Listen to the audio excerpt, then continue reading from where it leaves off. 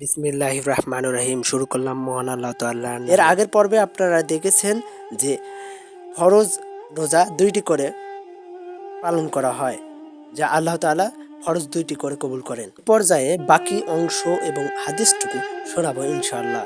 তো চলুন আজকে ভিডিও আরম্ভ বা শুরু করা যাক।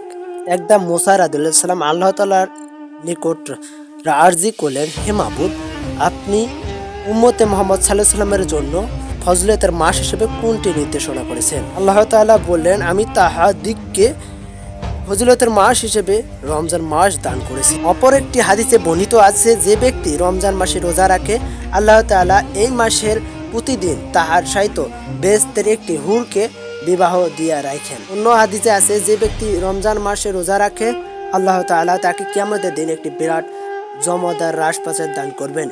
এই রাজপ্রাসাদটির দরজা হবে 1000 এবং প্রত্যেক হাজার সম্মুখে এত বড় একটি বৃক্ষ থাকবে যে 100 বছর পর্যন্ত চলিয়েও এই বৃক্ষের ছায়া অতিক্রম করা সম্ভব হইবে না। এক হাদিসে ইরশাদ হয়েছে, যে ব্যক্তি রমজান মাসে রোজা রাখে, সমগ্র ফেরেশতা, পশু পক্ষী, কীট পতঙ্গ, এমনকি পৃথিবীর যাবতীয় প্রাণী ও তরুলতা পর্যন্ত তাহার জন্য দোয়া করতে থাকে। তাহলে ভেবে দেখুন আপনি কতটা বোকা।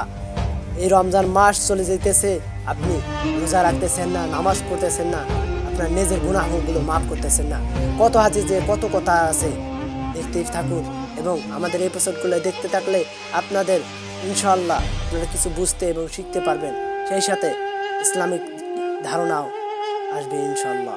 এক হাদিসে হযরত আবু হুরায়রা রাদিয়াল্লাহু আনহু থেকে বর্ণিত, রাসূল করিম সাল্লাল্লাহু আলাইহি সাল্লাম বলেছেন, যখন রমজান শরীফের প্রথম রাত হয়, তখন আল্লাহ তাআলা স্বয়ং নিজে মুখলোকের দিকে দৃষ্টিপাত করেন, আর আল্লাহ যার দিকে দৃষ্টিপাত করেন তাকে কখনোই শাস্তি প্রদান করেন না। আর একটি হাদিসে মহানবী সাল্লাল্লাহু আলাইহি সাল্লাম বলেছেন, আসলে এই পাঠে কি বলছেন মহানবী সাল্লাল্লাহু আলাইহি সাল্লাম দেখতে পারবেন পরের পাঠে।